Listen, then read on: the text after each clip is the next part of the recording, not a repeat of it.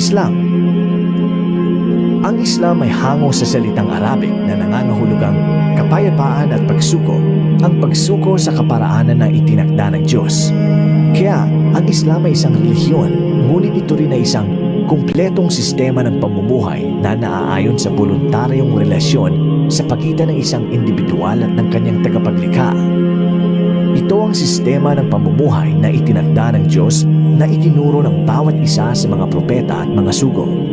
Ang siyang naghihiwalay sa Islam mula sa iba pang mga relihiyon ay dahil sa ito ay tumatanggi na tumanggap sa anumang nilikha bilang Diyos na marapat sambahin. Bagkus, ito ay nagbibigay diin sa dalisay na pagsamba lamang sa nag-iisang Diyos, si Allah, na lumikha sa buong sansinuko na tungo sa Kanya ay magbabalik ang lahat ng mga nilikha.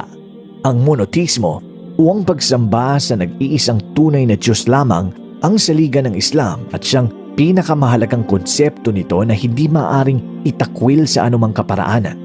Hindi lamang sa kinikilala ang tunay na nag-iisang Diyos bilang tagapaglikha at tagapag-utos ng lahat ng umiiral. Bagkus, ang Islam ay nagdedeklara na siya ang nag-iisang tunay na Diyos at siya lamang ang karapat-dapat na sambahin.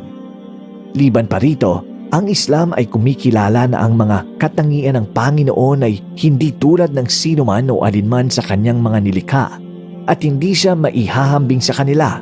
Siya ang maluwalhati, perpekto at walang katulad.